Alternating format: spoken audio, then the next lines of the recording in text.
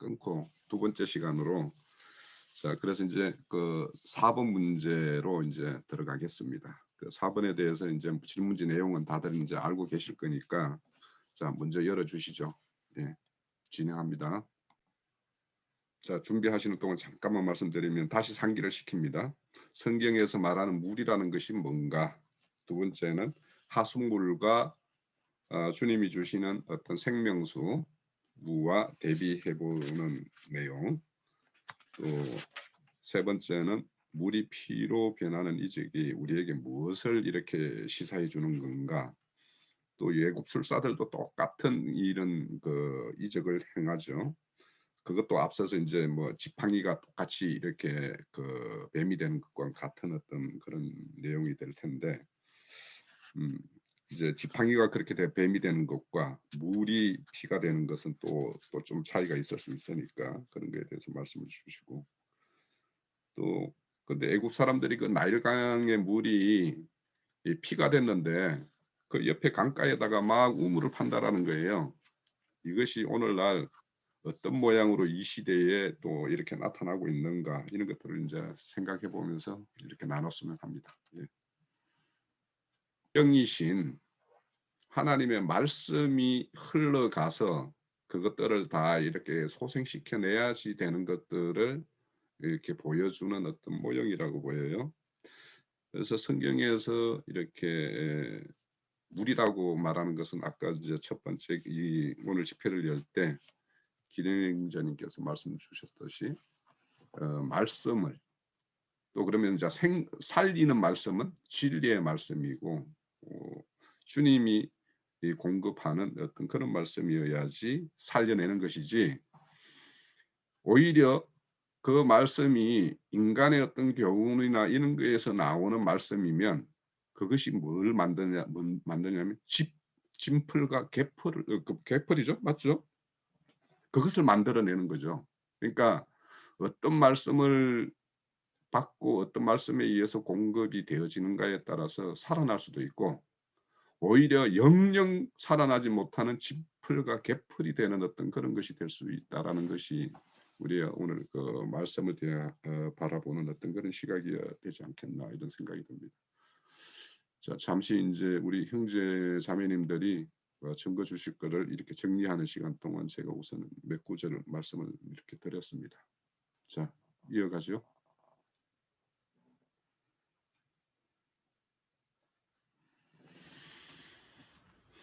네, 그럼 또 제가 뭐 조금 아는 예, 거 예, 얘기하고 하십시오. 예, 예. 그 이제 아가서 4장 15절 보면은 우리가 이제 제일 좋아하는 그 말씀이 나오잖아요. 난 그 말씀 보면은 야, 주님의 몸된 교회에 이렇게 있으면은 그 정말 그 제가 한번 읽어볼까요? 예. 너는 동산의 샘이요 생수의 우물이요 레바논에서부터는 흐르는 시내로구나.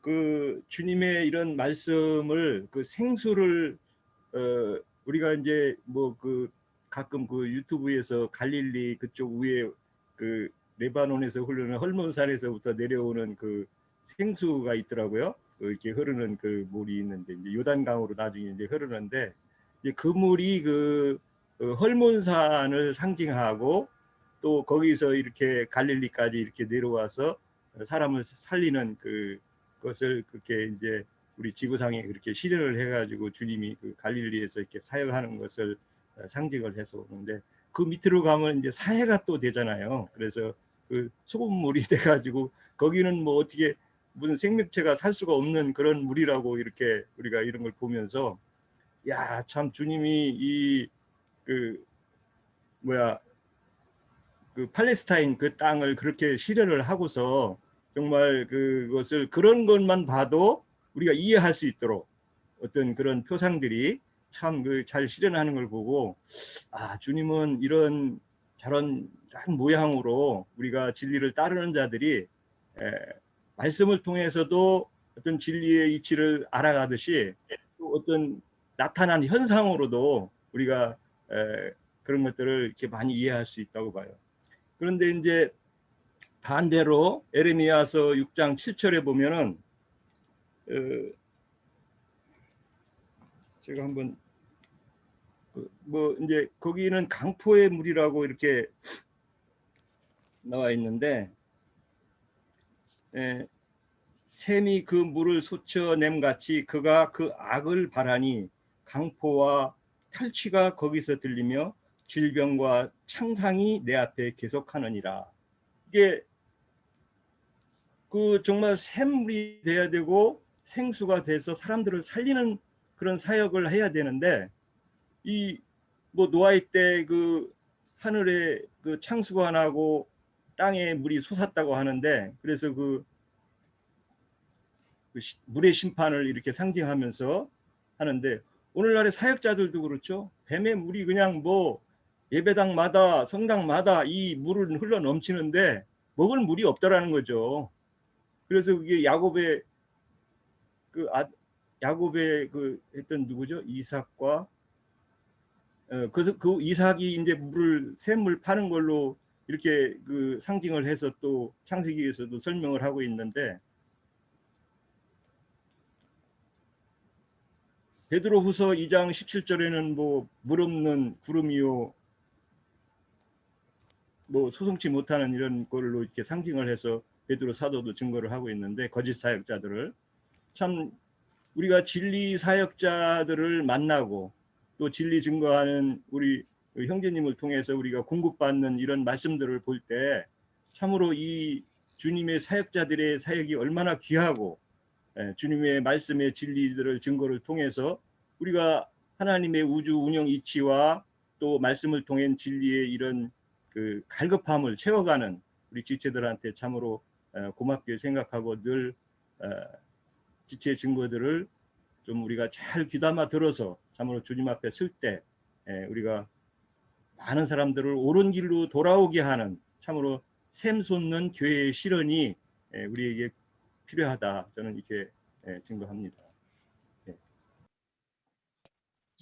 물을 침으로 피가 됐잖아요. 여기에서 보면은 구약에 그 나봇의 포도원에 나오는데 이 말씀이 좀 생각이 나서요. 그 아합이 저기 나봇의 포도원을 탐내가지고 빼앗으려고 했잖아요. 근데 이제 그 뺐지. 나봇의 여기 보면은 열왕기상 21장이 내가 몇 절만 읽을게요.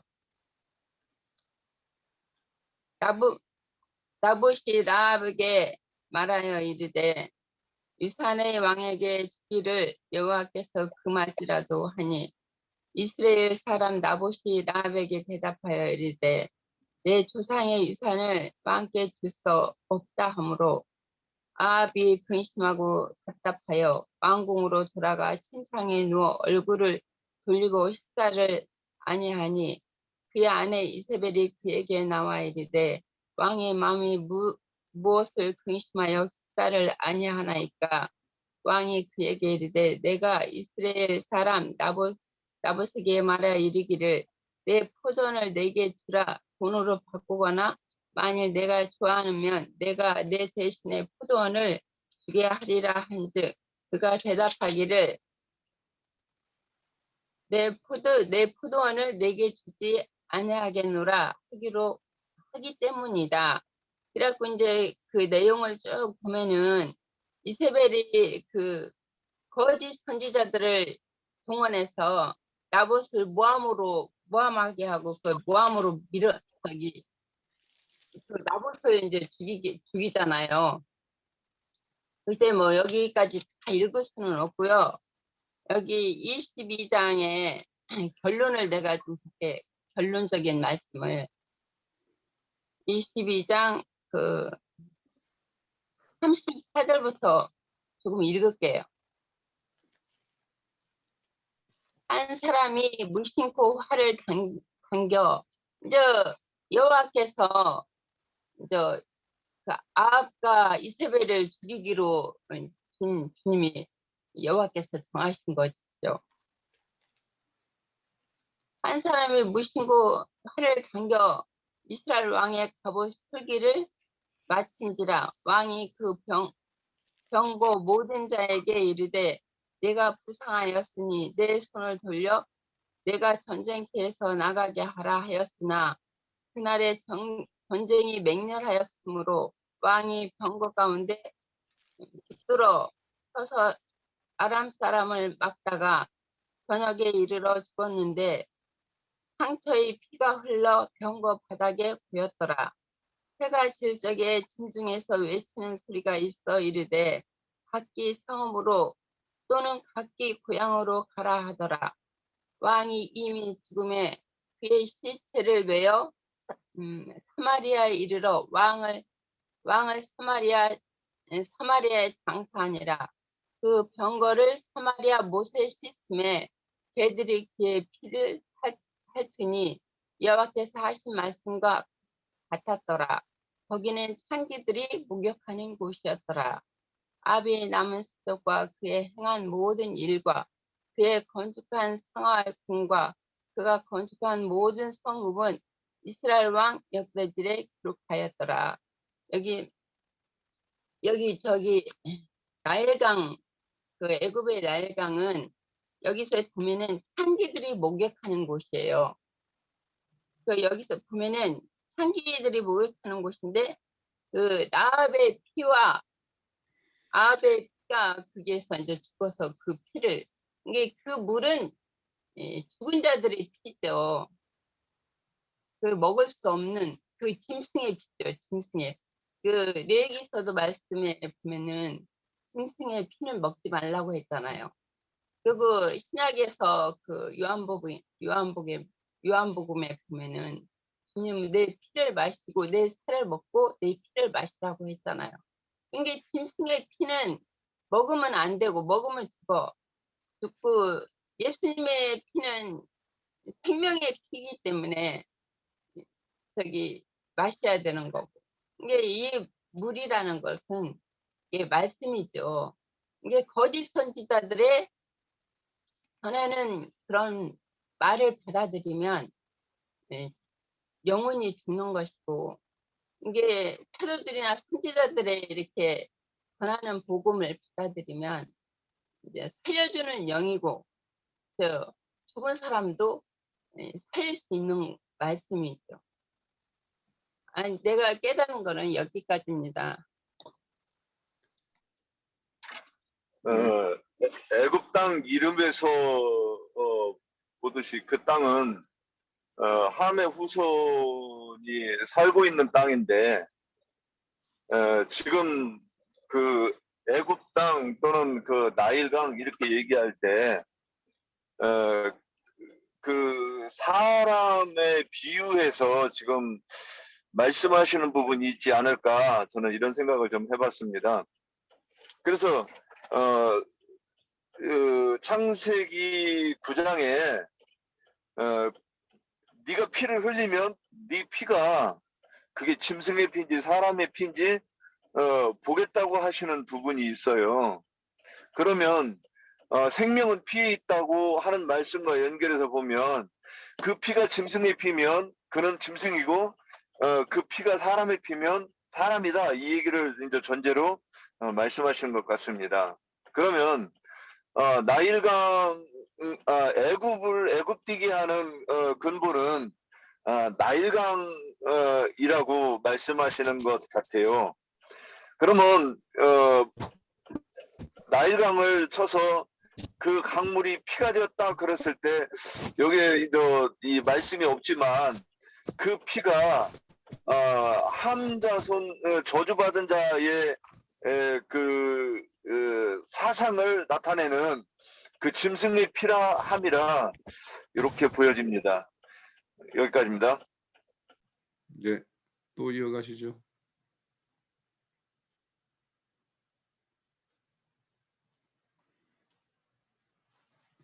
자, 우선 그러면 준비하는 동안 말씀 하나만 찾아볼게요. 아모스 8장입니다. 아모스 8장.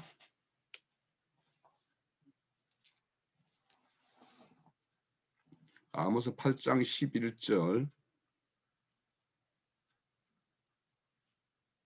아까 우리 그 기령제님께서 노아의 어떤 물의 심판은 오늘날로 보면 거짓 증거 말씀의 어떤 홍수를 이루는 어떤 그런 시대다라고 말씀을 하셨어요. 그게 사실 실제적으로 말씀의 어떤 홍수를 이루고 있죠. 우리와 같이 이런 미디어 매체를 통해서 이렇게 쏟아지는 어떤 말씀의 홍수 시대를 살고 있습니다, 우리가. 그런데 이제 이 아모스 선지자가 북이스라엘의 어떤 실상을 말하면서 8장 11절입니다. 주 여호와의 말씀이니라. 보라, 날이 이를지라. 내가 기근의 땅을 보내리니 기근을 땅에 보내리니 양식이 없어 주림이 아니며 물이 없어 가람이 아니요 여호와의 말씀을 듣지 못한 기갈이라. 사람이 이 바다에서 저 바다까지 북쪽에서 동쪽까지 비틀거리며 여호와의 말씀을 구하려고 돌아다녀도 얻지 못하리니. 그러니까 이 여기서 선지자가 그 날이 이른다라고 하는 것이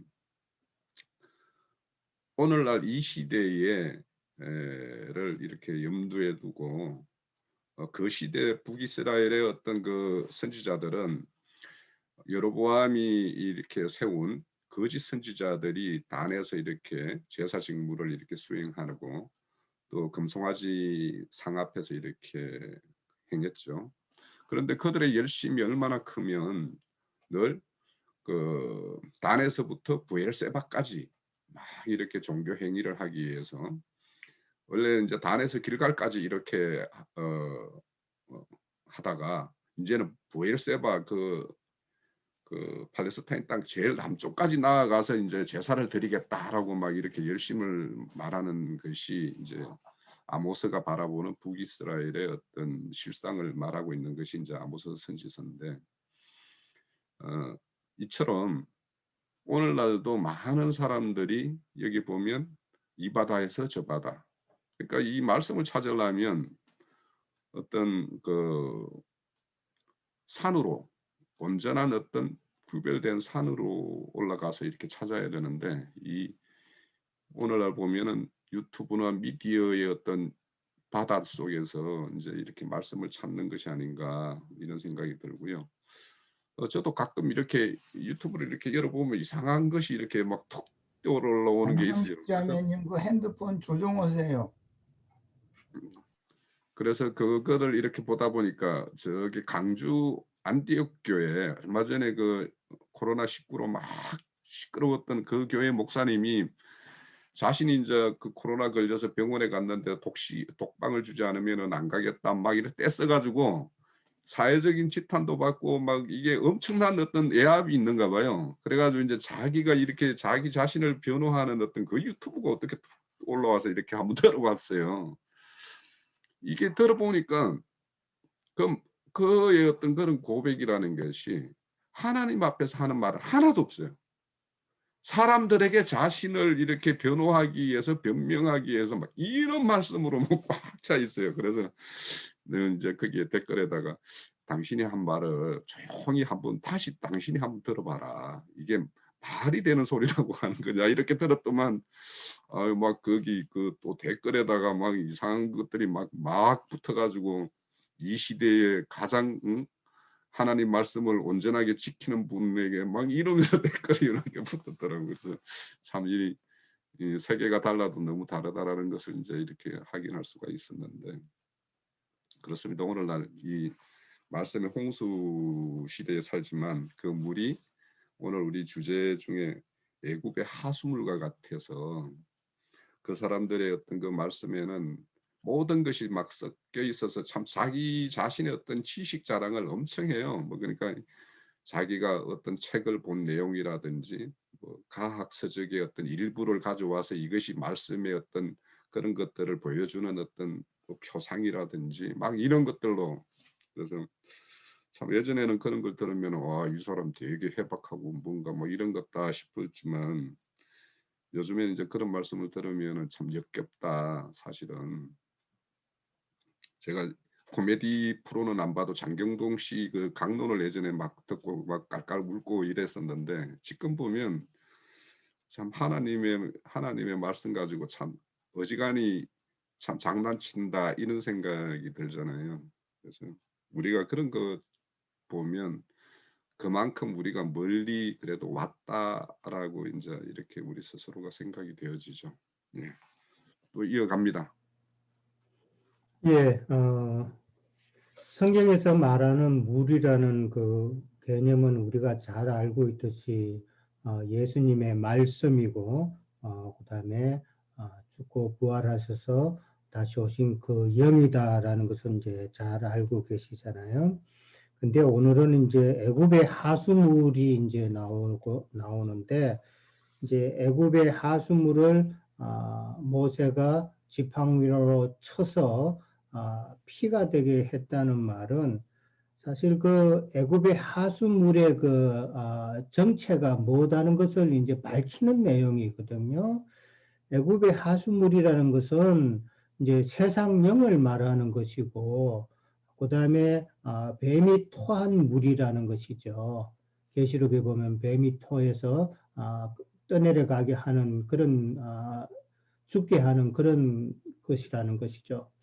그 다음에 이제 뱀의 그 독은 하나님의 말씀으로 위장이 된 독이 든 물이다라고 이제 보는 것이죠. 많은 사람들이 하나님의 말씀인 줄 알고 먹었는데 사실은 그 말씀이 독이 탄 애굽의 하수물이고, 그 물을 이제 먹게 되면은 결국은 그 영혼들은 다 죽는다는 것을 나타내는 것이 애굽의 하수물이 피가 되는 그런 과정을 이제 보여주는 거거든요. 애굽의 그 하수물, 그 애굽의 강은 결국은 말하면은 귀신들의 처소고 각종 영이 모이는 곳이라는 것이죠. 거기가 그것은 생명이 없는 곳이고, 결국은 마지막 때에 둘째 사망의 심판을 피할 수 없는 그런 큰 실수를 저지르게 된다는 그런 교훈을 우리에게 주는 것이죠. 그러니까 애굽의 하수물과 반대해서 우리 잘 아는 그 창세기의 그 에덴 동산을 기원으로 해서 네 강이 흐르잖아요. 비손강이 있고 기혼강이 있고 히데겔이 있고 마지막에 유브라데 강이 있잖아요. 지금 애굽의 하수물이 결국은 마지막에 큰 강 유브라데 강이라는 것을 이제 우리가 알 수 있잖아요. 그러면은 그 첫 번째 강, 그러니까 애굽의 하수물과 대비해서 우리는 그럼 어떤 물을 먹을 것이냐는 것을 우리가 또 살펴봐야 되잖아요. 그 창세기에 나오는 그 창세기 2장이죠. 창세기 2장 10절 보면은 네 권원의 강이 나오고 11절에 보면은 첫째 이름은 비손이라는 강이 나옵니다. 그 비손이라는 강에서 발원하는 그 물은 우리가 참 먹어야 될 생명수를 상징하고 있는 것이죠. 근데 한 가지 더 놀라운 것은 비손 강은 그 하율라 온 땅을 둘러서며 그 땅은 그 비손 강이 흐르는 그 원천의 땅은 거기에는 금과 각종 보석이 나는 땅이라고 그랬어요. 그러니까 우리가 원천의 생수, 그러니까 섞이지 아니하는 그런 하나님의 진리의 말씀을 우리가 공급받으면은 우리는 다 하나님 앞에서 정금과 같고 각종 마지막 큰성 예루살렘의 각종 보석이 되는 그런 존재가 되는 것이죠. 그러니까 애굽의 하수물을 가지고 피를 그렇게 보인 것은 애굽의 하수물의 정체를 통해서 우리는 어떤 물을 마셔야 되는가를 교훈적으로 이야기해 주는 것이라고 생각하면 좋을 것 같습니다. 예, 여기까지입니다. 네, 그렇죠. 그 피로 변한 이런 것으로 이제 증거되었다라고 보여집니다. 또 이어가죠.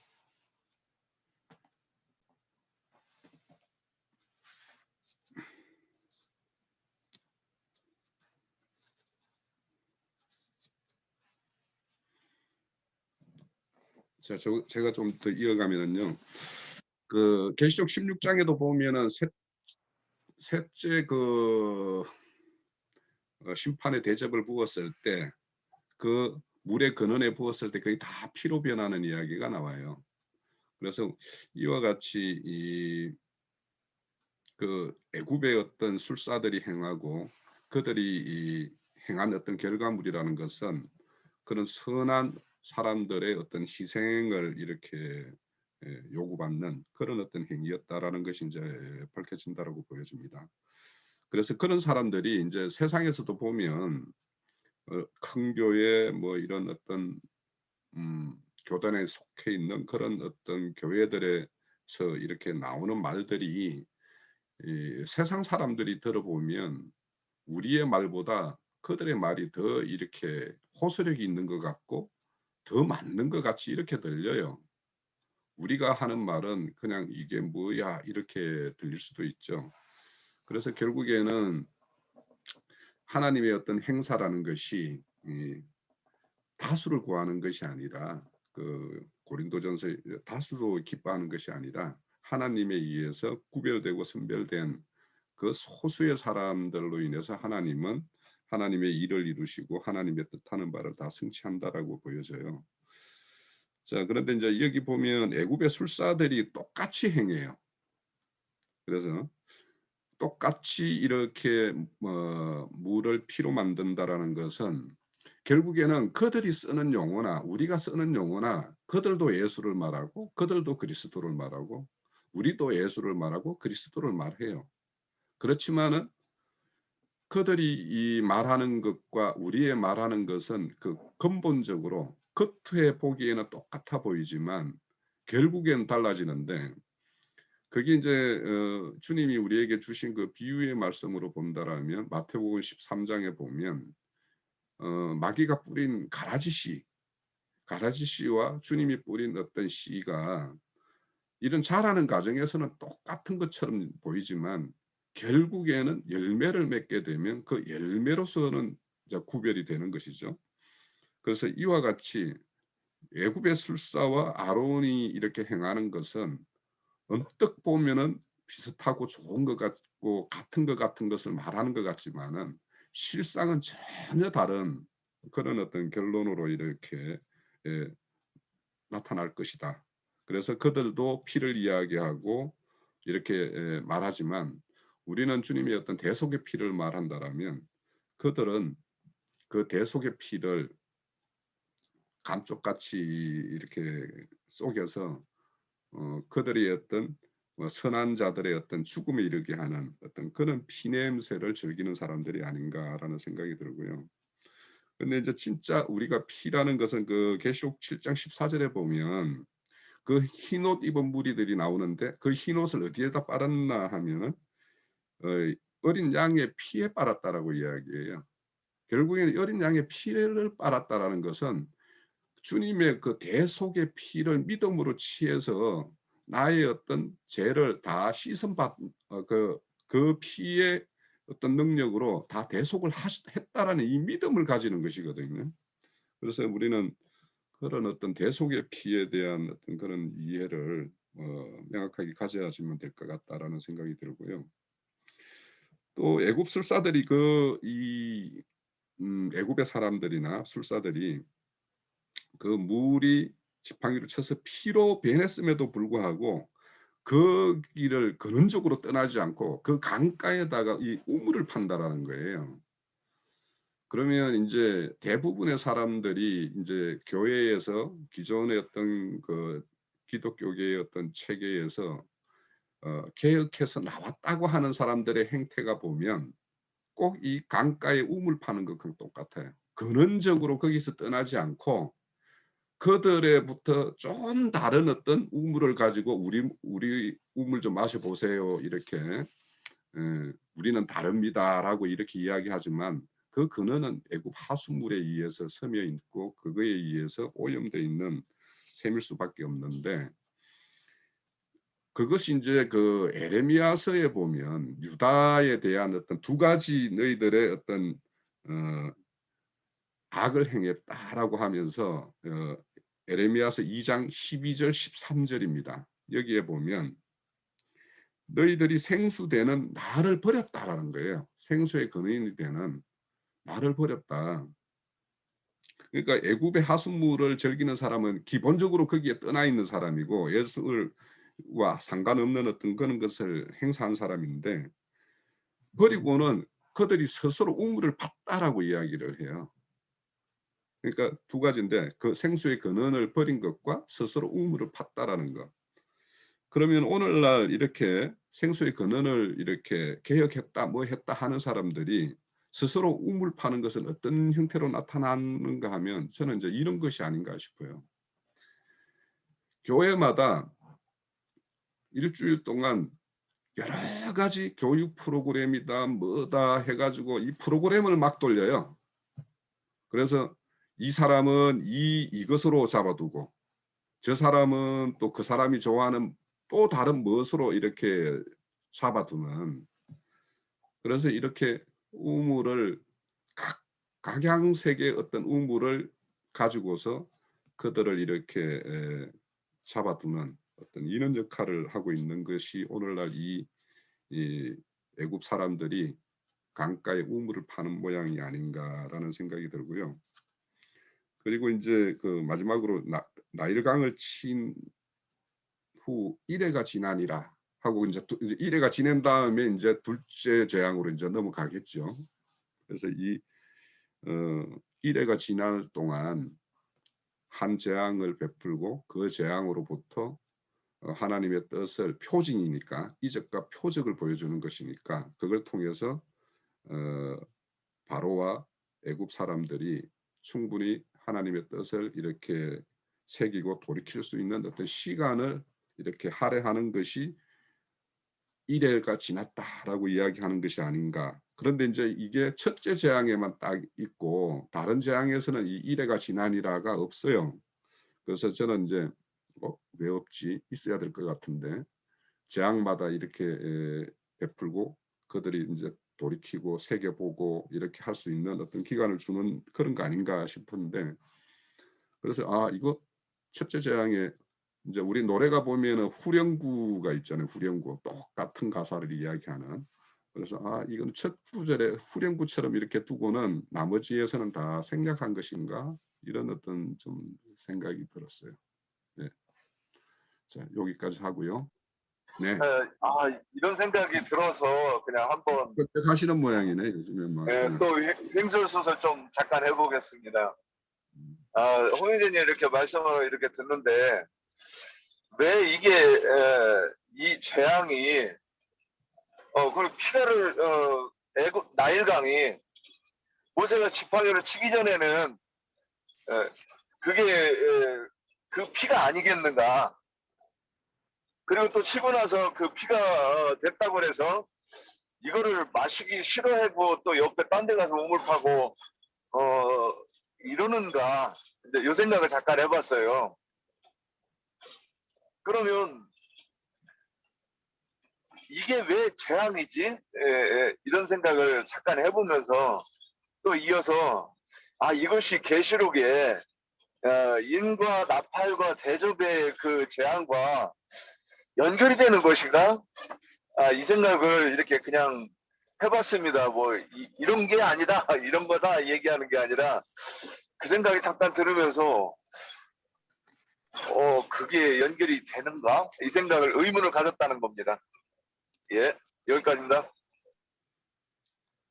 우선 이제 형제님 말씀을 들으면서 이제 우리가 이 열재앙이 단순한 열재앙이냐, 이제 그거는 저도 이제 그냥 여러 자료들을 예전에 이제 보면서 이 열재앙은 애굽의 10신이다, 10가지 어떤 신이다라고 이야기를 하는 거예요. 그러면 지금 이 애굽의 물이라는 것은 애굽은 농경 문화예요.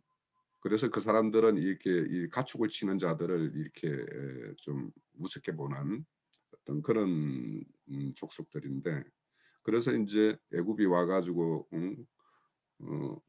축산을 하겠다고 하니까 그냥 대수롭지 않게 이제 이렇게 허락을 하는 것들을 우리가 이제 볼 수가 있죠.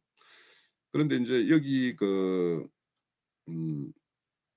애굽 그 하수물을 그 오시리스의 어떤 신을 숭배하는 이런 것이라고 이야기를 하는 사람이 있어요. 그래서 이제 이 열재앙과 다 파리는 어떤 신, 지금 이 애굽의 하수물이 이렇게 피가 되는 어떤 이런 것들은 어떤 신이었다라고 이렇게 연결시켜서 이렇게 보는 것이 좀 많이 있어요. 그래서 이것은 이제 우리 그 형제님은 어떤 견해를 가지고 계시는지 모르겠지만, 그 세상신이라는 것은 단순한 세상신이 이 모양 저 모양으로 있잖아요. 그 사람, 그거는 세상신이라는 것은 인간의 필요에 의해서 인간이 만든 신이니까, 우상으로서 자기가 만들어서 이렇게 섬기는 신이니까, 그래서 그런 어떤 그 10가지 어떤 신의 어떤 상징이라서 그렇게 보는 어떤 관점이 있어서, 우리가 그렇게 단순히 이렇게 재앙이다라고만 볼 것인가, 하나님이 세상 신의 하나를 이렇게 다산, 풍요 이런 것을 말하는 애굽 하수물로 이렇게 상징된 이것을 이렇게 치는, 그들을 이렇게 제압하고 늑탈하는, 그에 잡혀 있는 자를 늑탈하는 어떤 이런 모습으로 볼 것인가, 그거는 이제 한번 좀 이따가 한번 나눠봤으면 하는 생각이 있습니다. 저기 19장에 19절에요. 애굽 온 땅과 나무 그릇과 돌 그릇 안에 모두 피가 있으리라 그랬는데, 저는 애굽 온 땅이면 나무 그릇만 있는 게 아닌가 해야 했는데 돌 그릇 안에도 있다고 그래서 이것 좀 궁금해가지고요. 설명 좀 해주세요.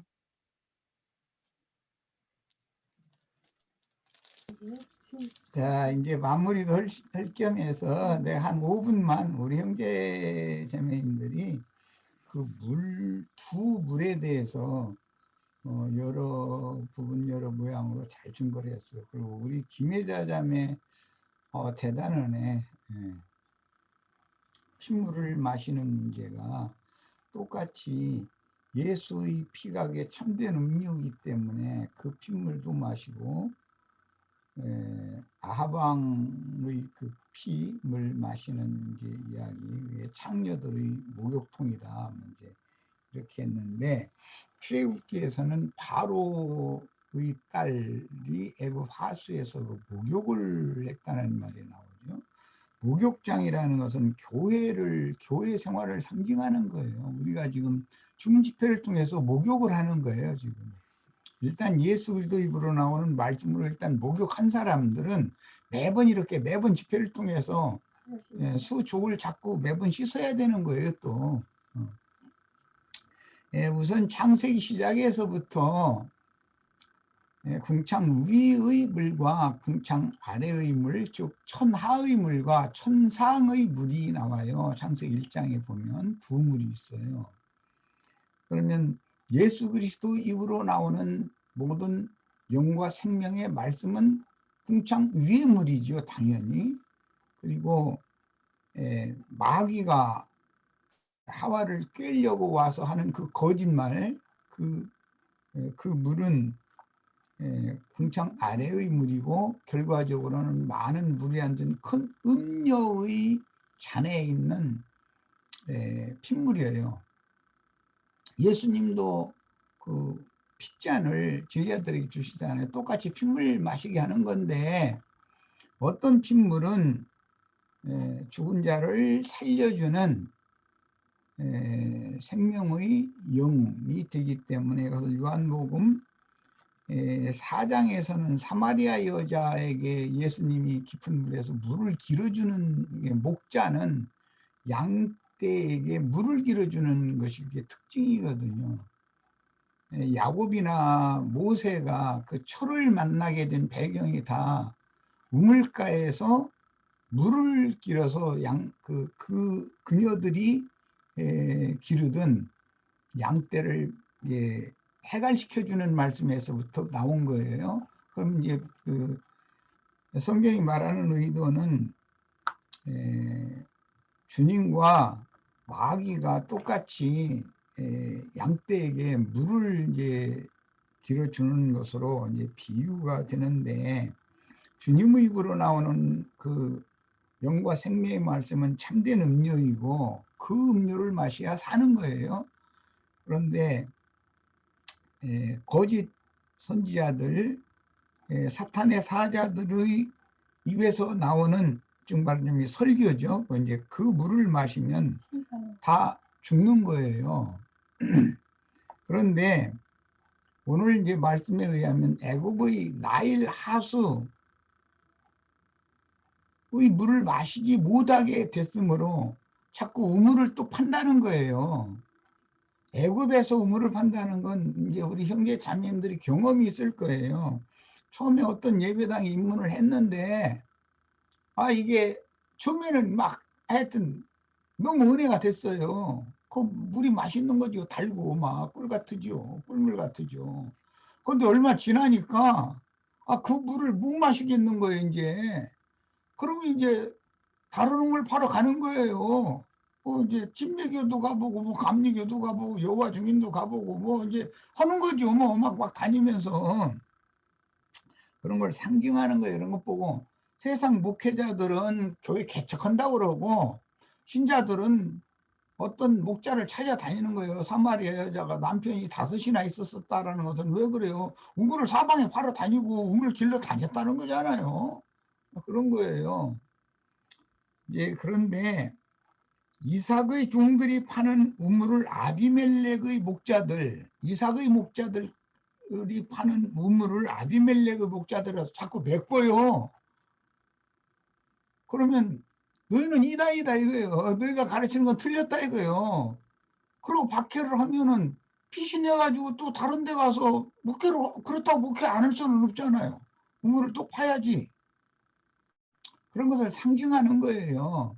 그래서 결국 우리는 이렇게 예수 그리스도의 입으로 나오는 영과 생명의 말씀, 그 영이 교회들에게 하시는 말씀, 그 영과 신부가 오라 해서 뱀이 토한 물을 마시지 않고 생명수를 마실 수 있는 이런 교회 모임까지 이제 오게 된 거예요. 비유를 이제 설명하자면 그런 말이에요. 그래서 어떤 우물에서 물을 길어주는 목자, 그 야곱이 라헬을 만날 때 보면 게으른 목자들 얘기가 나오잖아요. 그러니까 그것을 대비하는 것이 성경이 말하는 의도다라는 거. 이제 요한복음 7장 37절로 39절 읽고 이제 마치겠습니다. 뭐 많은 말씀을 할 필요가 없다고 생각하니까.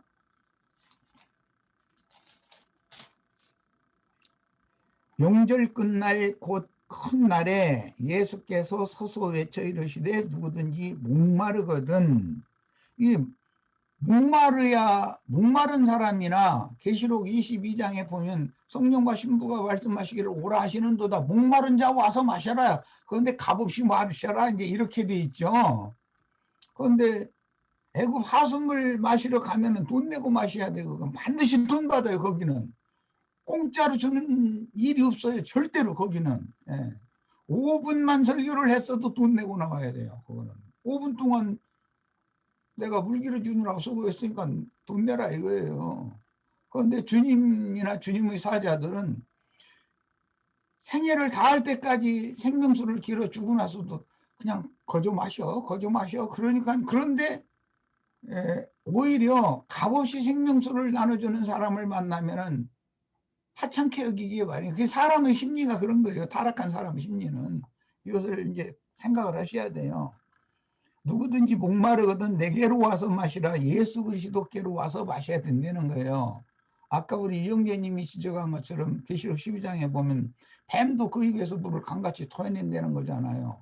예수님의 입에서 나오는 말씀이 영과 생명의 말씀이잖아요. 죽은 땅을 소생시키는 말씀이에요.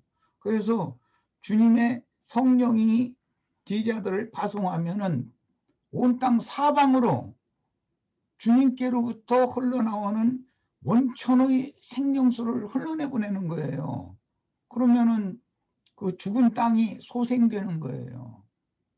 그런데 애굽 하수물을 마시는 그릇이 왜 나무 그릇만 있어야 되는데 돌 그릇도 있느냐? 그럼 죽은 영이다. 이거 죽은 영.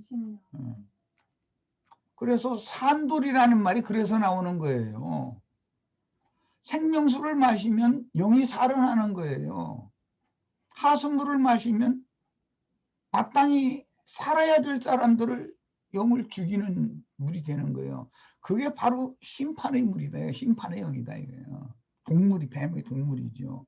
자, 이제 이걸 생각하시면 되고, 나를 믿는 자는 믿는 것이 마시는 거죠. 먹는 것도 믿는 것이고, 마시는 것도 믿는 거예요. 남편이 아내를 잡아먹는다고 그러고, 뭐 아내가 남편을 잡아먹는다고 그러고, 서로 잡아먹는다잖아요. 그러면서, 이제 그런 것은 이제 뭐 매를 간다 이렇게도 하는데, 어느 집은 뭐 매가리어 가면서 싸운대. 그런데 매가리어 가면서 싸우는 건 좀 이상하죠. 믿는 자는 성경의 이름과 같이 그 배에서 생수의 강이 흘러나오리라 하시니 그랬는데, 믿는 사람의 배라는 것은, 배는 욕심을 상징하는 것이고, 죽은 영을 가진 사람의 뱃속에는 창자마다 똥이 가득 들어있어요. 배설물이 들어있는데, 생명수로 그 더러운 모든 것들을 배설시키고 나서 생명수로 씻어낸다 이거예요. 창자가 다 깨끗해지는 거죠. 뭐 말하자면 이것이, 예, 늙어서 아이를 잉태할 수 없는 여인의 태를 치료하는 거예요. 뭘로? 말씀으로 하는 거예요. 예, 말씀으로. 이제 이런 것을 상징하는 거예요.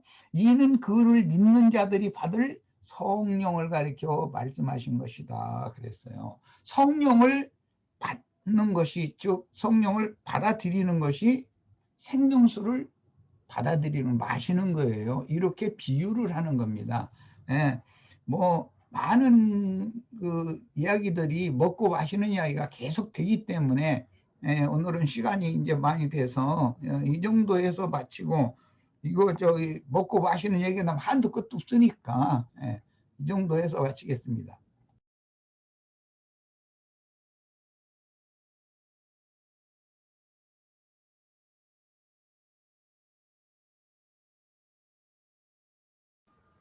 마스크 마이크 홍영재님 마이크. 오늘 그 출애굽기 이제 본격적으로 그 애굽에서 표징과 이적을 행하는 어떤 첫 번째 장면들을 우리가 지금 살펴봤어요. 그래서 주제는 이제 지팡이와 마시는 물에 대한 이야기인데, 결국에는 이제 지팡이나 마시는 물이 다 말씀과 관련되는 것이고요. 그러면 이제 우리는 늘 이렇게 말씀으로 이제 씻음을 받는다라는 것이 사실은 주님과 연합을 이루는 것이죠. 주님과 연합을 이루는 거, 이것이 바로 이제 우리가 흔히 말하는 이제 세례하는 것, 세례인데, 세례는 이게 그 말 자체가 뭐냐면 물에 푹 담긴다라는 뜻이에요. 그러면 우리가 옛 사고나 옛 가치 기준이나 뭐 옛 습성이나 옛 행위나 모든 것을 벗으려면 말씀에 푹 잠겨서, 말씀에 의해서 우리가 완전히 그 옷이 천이 염색되듯이 이렇게 염색이 되어져야지 우리가 온전히 그리스도인의 어떤 참 모습이 아닐까 생각을 해보면서, 자, 오늘 그 말씀에 대한 것은 오늘 말씀은 이 정도로 마치고, 이제 다음 주부터는 이제 좀 이게 그 이적과 표적에 대한 이야기는 그 상징하는 것들만 우리가 잘 캐치하고 넘어가면 되기 때문에 좀 빠른 속도로 아마 넘어갈 수 있을 겁니다. 그래서 이제 강야로 빨리 나아가야죠 우리가. 예, 그렇게 하기로 하고. 윤영재님하고 정환영재님하고 운전 중인데 집중해서 하세요. 이거 저기 굉장히 불안해. 나는 이거 중지표를 해가면서 운전을 하는 게 굉장히 불안해. 집중하세요. 정신 바짝 차리세요. 예. 네, 자, 오늘은 이 집회를 마칩니다. 자, 즐거운 점심시간 가지시고 내일 다음 주에 뵙겠습니다.